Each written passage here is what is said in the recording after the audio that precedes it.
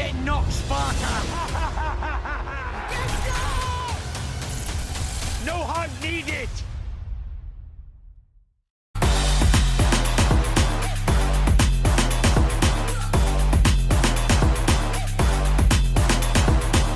I don't think I'll be alive after past 20 anyway. I'll be in prison doing charges for some murders or something. Tyson Fury says a lot of shit. His mouth's like a toilet. Just keeps on flushing and flushing and flushing and flushing. He's, you know, he can't get in my head. He gets in my head, he's just gonna find a lot of disturbance in there. So don't give a. Was there a point when you thought it's not going to happen? This fight is not going to happen. Was there a point? Loads of time, because me and Tyson Fury have been linked to fight and free. This is like the third occasion.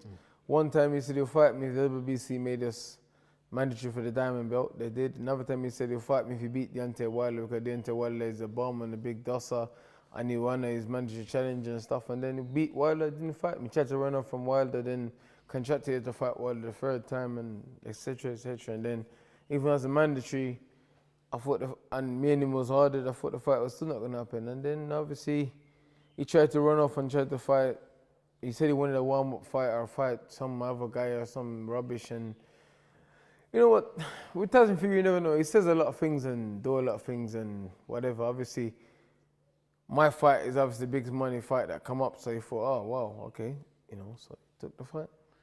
Because you have a lot of history with him, don't you? You spent an awful lot. I mean, I remember talking to on my BBC radio show all those years ago when you've been living up there with him, you know, in close proximity. You know, we used to train his uncle Peter Fury. He's a very smart man. I got a lot of time for Peter Fury. He's a very smart, very intelligent man, and he knew to build Tyson up to that level, he needed good, strong guys, resilient guys, tough guys who didn't care where he was, to push him and build him to level. And that's why I was one of the guys, Eddie Chambers and all those guys was one of the guys that they brought in to help him, you know what I mean? And I spent a long time with him up in Manchester. I can't remember what. Lancaster and Morecambe. Yeah. No, I don't think it was Morecambe. There's a caravan site that Peter owns or something. Spent a lot of time there.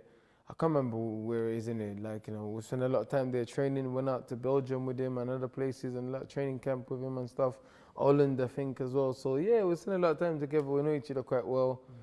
You know, so you know, I was cool with the guy. I never had done beef with him, but then all of a sudden, you know what Tyson's like? He just starts going on and start shouting and screaming, which I don't understand. You're a giant. You don't need to go around shouting and screaming. You're a big guy. You know, just be yourself. But he likes shouting and screaming, and you know, him and his dad and them like they all like shouting and screaming, which is I don't get why to be honest. Because you've not yet come face to face, which is, you know, a long story in itself. Do you regret that things hadn't been worked out so that you could have come face to face for the press conference 6 or so weeks ago? Do you regret not getting the opportunity to look him in the eyes, to see him? I don't regret anything really, because I'm a professional. I'm a top guy. This ain't the Tyson Fury show. This is the Tyson Fury and Dillian Whyte show. And from where I stand, this is Dillian Whyte Tyson Fury show. From where I stand, from where you stand, this is the Tyson Fury Dillian Whyte show. Obviously, he's heavyweight champion, so I understand what they're doing and what they're saying and whatever. But you can't buy a race car and not be, you can't buy a high performance car and not prepare to put high performance fuel in it. And that's what they're trying to do. They won the fight and they're trying to treat me like nothing. They want to pay anything. They want to look after things properly. They wanted to just say, well, we want the fight. You have to do what we say. No, it's not. I don't have to do what you say. I am my own man. I do what I want to do. Unless you want to play ball right and do the things properly and sit down with my team and work stuff out. That, as you can see, even today, now, last minute, they're trying to work stuff out now. That's what we're just doing this interview now. So, has that disappointed you? Or has it shocked you, or has it disappointed you? It ain't shocked me, and it ain't disappointed me, because I've been around boxing a long time. You know my story in boxing. I've been in all different ends of boxing. So, and with Tyson Fury, you have to respect everything, you know. This is a man that's weighed in and pulled out the fight on the day of the fight. Remember, he weighed in to fight Ustinov and pulled out on the day. Yeah. It's a man that's pulled out the Klitschko fight, just show what picture of his ankle that he twisted his ankle running. He didn't turn up. Remember, people forget Tyson Fury didn't turn up to the Vladimir Klitschko press conference. Everyone's giving me a stick, but Tyson Fury didn't actually turn up to Vladimir Klitschko press conference. Remember, Klitschko was there like, yeah, and he didn't turn up. So everyone's giving me a stick, you know, and he was contractually obliged to go to that. I weren't. I'm always contractually obliged to go to any press conference with him. So you've been here in Portugal in a great camp. You've been here for nearly 2 years now since you first drove down here, and you've had fights. You've been preparing well. But was there part of you that wanted to be there to maybe answer some of the things he was saying and some of the things that the people in the Tyson Fury business have been saying about you? Is there a part of you who wants to answer that, Dillian? I don't care, man. Listen, I don't care what Tyson Fury says. Tyson Fury says a lot of his mouth's like a toilet. Just keeps on flushing and flushing and flushing and flushing. That's Tyson Fury. Like, he just flush any random that comes out of his mouth. So I don't really care about what he says or what he does. But me and him gonna have a fight regardless. Yeah. We're gonna get in there. We're gonna fight regardless. You know what I mean? So I don't care what he says. I don't care about mind games, and I don't care about all of that. Listen, I'm a fight, I'm a warrior. If he wants it, anytime, anywhere, I'm down. I don't give a about this, that, and the other, and whatever, you know. But he can say what he wants. He says, "Oh, Tyson Fury is king at mind games," and he likes to. I don't care. It doesn't mean anything to me. He can't get in my head. He gets in my head, he's just gonna find a lot of disturbance in there. So don't give a. You know, people forget, Dillian, and I'm gonna half use one of your quotes. People forget how hard you had it coming up. Small halls, rubbish venues. Let's get it right. Sometimes not sure if you're going to get paid. Sometimes not even getting paid. That's part of the Dillian Whyte story. You know what? I'm used to hardship, man. You know, it is. Sometimes I think about it and I don't like talking about my story too much or going into it because a lot of it is a lot of unpleasant. You know, it's a lot of unpleasantness and darkness in my life and in my story. So I just get on with it and I just focus on the positive and stuff. But it's been one hell of a road, man. It's been a lot of ups and downs, a lot of struggle.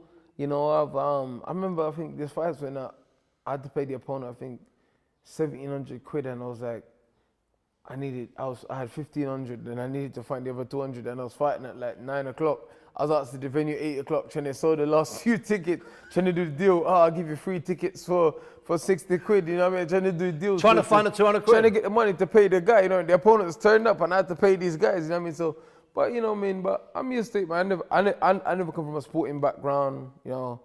I never, like, my parents couldn't afford to take me to a sport club as a kid and stuff, 'cause we was broke, so I never had no sporting background. I just, you know, I just got lucky, man. But we're here now. We're in camp here.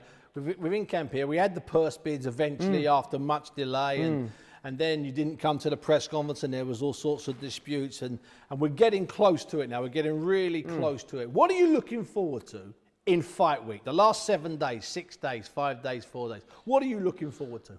Getting on the skills, weighing in and chilling out, and just, okay, the fight is done, everything is done, everything is contractual signed, and getting in there and having a fight and fighting for the heavyweight world championship, because kids like me shouldn't be where I am. Kids like me, from where I come from, shouldn't be alive and be doing well and be surviving. You know, I mean, you know, I'm far off from where I want to be. I'm not comfortable, and I'm not content where I am. I'm still struggling. I'm still driving. I'm still hungry. And I still got so much fire in my belly. But you know, I just want to get in there and put on a good fight and win the title and go in there and leave it all in the ring to prove to myself and to other people and my family that, you know, doesn't matter what happened, doesn't matter where you start, where you come from, what you do in life is where you finish. So you're in a place now that you couldn't have dreamed of 15 years ago, 16, 17 years ago. You couldn't have dreamed that you'd be here, right here, sitting here now. I didn't think I'd be alive past 20 anyway. I'd be in prison doing charges for some murders or something crazy. I mean, or dead. Yeah, that's what I'm saying. That's what I didn't think I'd be alive or you know, 'cause that's the lifestyle not that I wanted to, that's the lifestyle that was forced onto me because of unfortunate circumstances, the way I was brought up, the things I was exposed to, and obviously the way my life was and other things. And not, you know, obviously, well, my mom left me as a kid to go to the UK to build a better life for us. My mom was working 3 jobs, she had other kids and stuff, and she was trying. She left me people, she was sending money for the people taking, but they was using the money, I wasn't taking care of me, and I was just abandoned basically. But it taught me a lot of things, learn to survive, learn to be tough, learn to be resilient. So yeah, I never thought that, you know, I never thought I'd be here sitting in front of cameras talking about fighting for the heavyweight championship and stuff like that. And you know, for me, I'm cool, I'm relaxed. I don't overplay my hand or act like I'm some super, because I don't think so. I'm just a normal guy. What I'm doing, you can do, he can do, all of us can do it. I'm not someone that, you know, I don't think, I'm a king, I'm the this, I'm that. I'm just a normal cat. I'm a normal cat. I'm just trying to make it. I'm trying to do my thing. I don't go around and give it like, I'm this, I'm that. No, I'm just I'm just me, man. I'm always smiling. I try to be happy, you know, and I'm always messing with the guys, when the guys up, and just relax, man. You know, I don't even think that I'm challenging for the heavyweight championship of the world. Oh, you're the champ. I just think just another day. I'm happy to see tomorrow. I'm happy to see the next day. I'm happy to go home and walk my dogs. I'm happy to go and do stuff. You know, I'm just happy to be alive and talk to my friends and have people. You know, sometimes I think I got 15, 20 people here just for me, just helping me and looking after me. For me, that's major. It's unbelievable. From what I've come from, you know what I mean? From eating trash cans and eating, finding, scavenging food, washing bottles to sell to make $2 a bottle to, you know what I mean? For me, you know, and doing crazy things, and for me, that's an achievement within itself, man. When you were with Tyson Fury all those years ago, there are loads of stories, sparring stories. And I'm not a fan of sparring stories, Dillian. I don't like them. But sparring. But there is one that's been doing the rounds about how he knocked you out and how you might have clipped him. Clear it up for me. Clear it out. Tyson Fury has never knocked me out and never dropped me. Ask him about the rest of the sparring.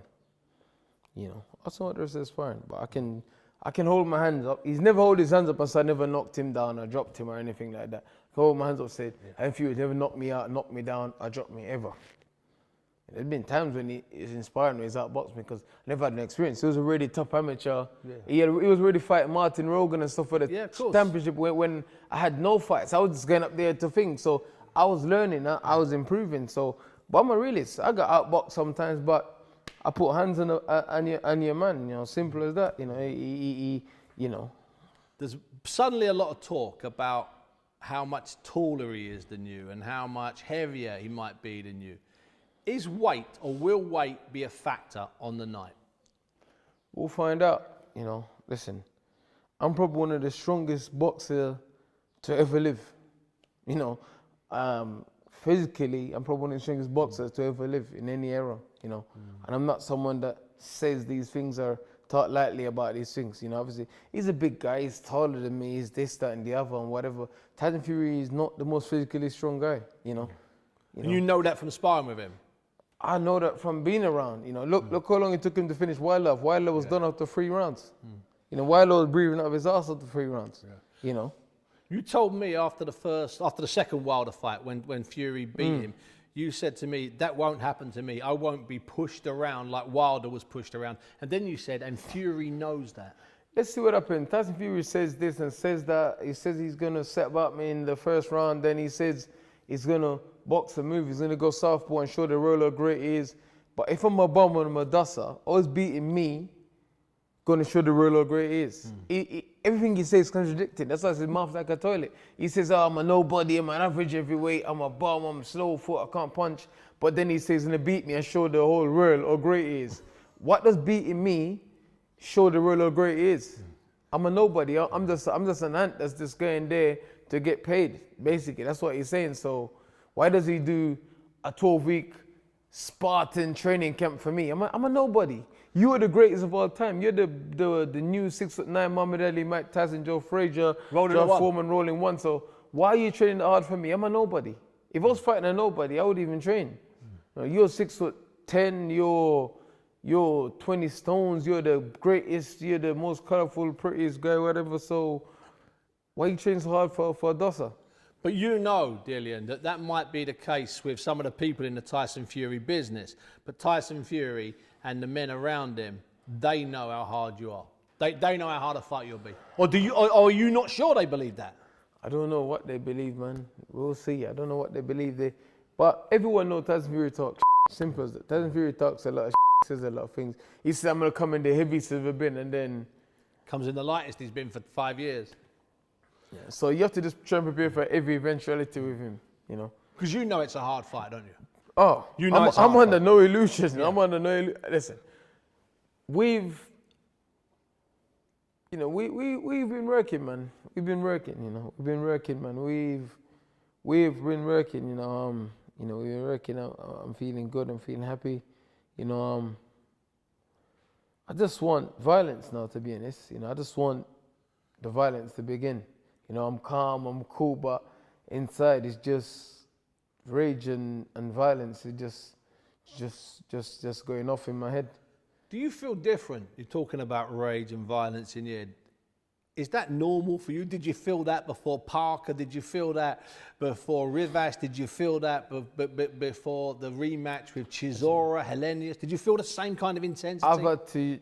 I've always had rage and anger and violence in me because that's what kept me going at times when I was hungry, when I never had enough food, when I was starving, when I was left to die. That's what kept me going. You know, that's what I do. I just channel it. I be calm. I smile a lot. You know, people think, oh yeah, this is. Listen, I'm a nice guy. I have respect and that. But for me to go like that, I don't need 2 days. For me, just like that. You know, if I gotta get up now and do stuff, it's not a problem for me. You know, and that's who I am. If things don't change and you end up flying in just for the weigh-in on that Friday, for instance, would that bother you if things don't change? I don't really care, man. You know, sometimes with these big fights, people start to freak out. Yeah. And I've learned from experience, and I've seen these things happen, and so I try to equip myself with the ability to stay calm, to try not to make these things bother me. So whatever they're trying to do, whatever they want to do, I'll roll with it. Yeah. You know, obviously, I'll roll with it and we'll deal with it. You know what I mean? If they want to do that and play games and mess me about, I don't care. I don't care. I'll do whatever I have to do and roll with whatever I have to roll with, and I'll try and cope with it to the best of my ability and just try and get on it. If they want me to fly in Saturday morning, I will. So you've got no desire or no urgency to be face to face with him 3 days before the fight at the press conference. That is, you know, you don't want to do that. If it happens, it happens. It's not that I don't want to do it. I'm a professional. I don't need. Listen, a soldier goes to war and do what he needs to do. He doesn't need to be, okay, you're gonna fight these guys, go face to face with him. No, he turns up, he picks up his rifle, he gets his orders, he goes out and execute. You know, if he comes back, he comes back. If he doesn't come back, he doesn't come back. That's my mindset, you know. You know, a lion don't hunt because he's hungry. A lion hunt because that's what he knows what to do, you know. When was the last time, and at what fight was it, or function, or when was the last time you saw Tyson Fury, bumped into him? Can you remember?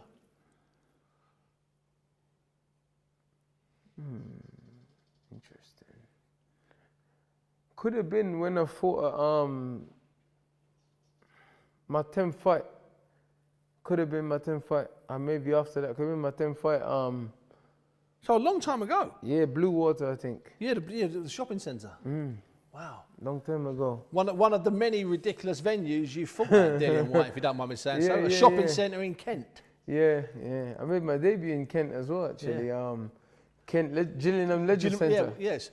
So let me ask you another personal financial question. Not one that's going to get you in trouble with a tax man. I'm broke. Yeah, apart from being broke, obviously, and terrible training camp and pina coladas on the beach. When you actually did get paid, what was the lowest purse you ever got back in, apart from no money? Can you remember the actual lowest purse? Like, for instance, when you fought at the cinema at the Elephant and Castle, did you walk out with 250 quid in your pocket? I don't know, because a lot of time I come to a lot of tickets because, you know, I needed to build up the support. And when you come from the hood, people from the hood ain't got money. You say to people, oh, the ticket's £60, huh? That's my whole shopping for the week. So I'll be like, okay, cool, I know you a long time. Here's a couple of tickets, you know what I mean? So I don't know. You know, I've done a lot of things so the people in my community and try and bring people who never been to fights and never want to come to fights because they can't afford it or they're not that way inclined. They don't want to go out or they don't want to, you know, I've given tickets to them. I've comped tickets. And I've been comping a lot of tickets my whole career. I comp, even up until the big fights, I still go back and drop tickets to the boxing club, drop tickets to here, drop tickets in the barber shop. I mean, just try and bring the people out, try and inspire some of their kids and stuff. So I don't know, maybe a couple hundred quid, maybe. I remember those two back-to-back fights at the Camden Centre when you were changing in that same changing room as your opponents. Yeah. And Friday night to Friday night. That just seems like it belongs in the 1940s, not 5 or 6 years ago. Yeah, it's crazy. It's funny because I was thinking that I thought Thomas Mazurek, talking about low payday, I thought Thomas Mazurek, I never had enough money to pay him. A friend of mine gave me 500 quid. He gave me 500 quid. And I need 300 for Thomas Mazurek. I gave him 300. And then the fight was a hard fight. Yeah. Hurt him to the body, and then I gave him an extra £100 to buy a bottle of whiskey after. I said, oh, bro, I said, listen, thank you very much. I'll come in and fight me, short notice, blah, blah. Paid him, then I said, you know, here's £100, get a bottle of whiskey, you know what I mean, just to take the edge off, you know. So that's probably end up with £100 that night. Oh, that's beautiful. And I gave it to my son the next day. So, yeah. So not only have we got this stuff in your early life before you were boxing, which is just ridiculous, it's amazing to hear, but we've got stuff in your career that wasn't that long ago. That's just, it's absurd. Most people watching this won't believe that here you are, 5 years or 6 years after that, fighting in front of 94,000 for a lot of money. It's just, it's like you've had 3 separate lives. Man, you know, if you're not strong in life, you end up blowing your mind, man. Because even sometimes I think about some situations that I've been through in life and things that's happened, even though they happened years ago, sit back and I think about it, and I feel like just crying or just getting angry, you know what I mean? So, you know, it's crazy, man. But you are strong. Yeah. All of the stuff that's happened to you has made you the man you are now. Yeah, it has, man. You know, a few times broken down, man. A few times broken down on the verge of insanity, man. Broken down a few times. I'm a strong person, but a few times you know, I don't go around and cry about mental health and this, that, and the other, but don't mean because I don't talk about it. I go into things and, you know, and people see me happy and smiling. There's a few times in, not even in my life, this is in boxing where it's been like, you know, I've been on the verge of, you know, doing crazy stuff, you know, but I don't look for sympathy and cry about this and, oh yeah, I was thinking about taking my life and this and the other. That's not my style. I'm a warrior to the day I die, and that's how I'll always be. Regardless of whatever happened to me in my career, in my life, you know, as long as people remember me as a warrior that fought anyone willing to go anytime, any day, then I'm cool with that. Is there a point, Dillian, when you leave the changing room and before the first bell, when something comes over you, you realise this is it, this is what I've been waiting for, whether you're walking out at the Camden Centre or whether you're walking out at Wembley, does something happen in that walk to the ring before and just leading up to the first bell? Probably about 30 seconds before I'm due to walk, you know, just switch on, then it's like, it's just, you know, it's wartime now, it's time to go. Regardless whatever happened, whatever you think, whatever you feel, whatever is going on, it's time to go, it's go time now, it's time to show up, you know. You looking forward to the first bell? Yeah, you know, there'll be a lot of emotions, a lot of things going on. This is my biggest fight to date, you know, this is what I've waited for, so there'll be a lot of emotions going on, but, you know, we'll be prepared. I'll prepare the best I can, and I'll be good. I'll be fine. I'll be fine. You know, I mean, I'm not thinking, wow, oh man, this is. No, I'm just like, yo, it's gonna go down, man. You know, I'm just like, cool. It's a big one, but I'm ready for this. You know, I'm ready for this. Why have you taken hard opponent after hard opponent after hard opponent? Even Marius Vac, when you were out of condition out in Saudi Arabia, he's still a big name, and I know he's tough. Not. He's still a big, tough guy, and you weren't right that night. You were carrying too much weight. Your head was all over the place. My head was somewhere else, but you know, I needed to do that. Unfortunately, I had 7 amateur fights. I came into boxing the hard way. I never had no backers, no this, no that, no support. I was fucked basically. You know, I came in, boom, beat the guy that was billing for the Olympics, and then that's when my problem started. You know, that's when my problem started. Since then, I got written off, you know, and then, like in the amateurs, I'd win fights, and I'd get to the semi-finals or whatever, then they'll suspend my card, and then give it back to me after the finals. Me and Joshua meet in the southern areas, take my card away, give it back, and then problem after problem. It's just like someone been trying to crunch my balls. My balls been in a vice grip my whole career, man. And that's because everybody seemed to believe that you'd made millions of dollars kickboxing or doing other kind of mixed martial arts, like hundreds of thousands. People believed you were like a rich I done amateur. Kickboxing to stop me getting killed on the road or me killing someone on the street. You know, it's like I was out there putting in work. You know what I'm saying? I wasn't just out there running around and talking rubbish. You know, some of these guys say, "Oh yeah, I grew up tough," and I grew up tough. I never had no choice. I had to be tough. I had to do things to survive. You know, I had kids early. You know, I had I had responsibilities and things. So I got acclimatized to a certain lifestyle. I was doing certain things. So I grew up tough. I never had no choice. And then, thank God, I was able to make the decision that, you know, I need to stop this and do something else. And then that's what happened. Kickboxing took my time up. And then I was so tired and so from the training and getting beat up that when it came to go out on the street, I was like, I'm going to bed. You know what I mean? And then I spent more time in my house, less time on the street. And then that saved my life because at that time, you know, I had multiple attempts on my life. You know, I'd been shot and stabbed and everything was going on.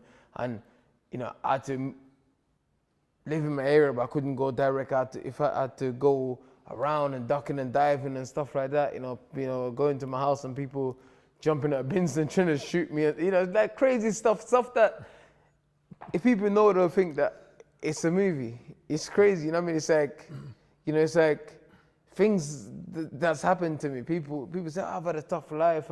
You know, I had to sell fruits in my country I was like, I wish I had fruits to sell. Or me had to steal fruits to survive. You know what I mean? It's like, I wish I had fruits to sell. I had to, you know what I mean? So, and just thank the people around me, man. You know, these people, thank them for believing in me, because sometimes, you know, you can lose belief in yourself a little bit too as well. You know, thank these people for believing in you. Even sometimes just on the gym circuit, I'm thinking, I can't. Then my coach is like, yes, you can. You know, they're just little things, man. Man, it's crazy, man. Crazy.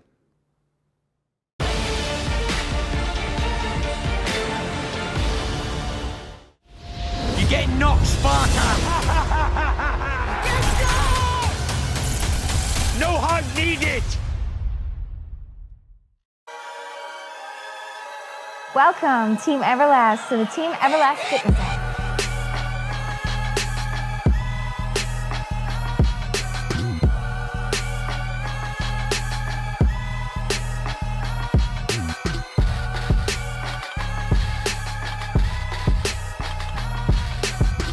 Download the Everlast Fitness app and find your greatness within.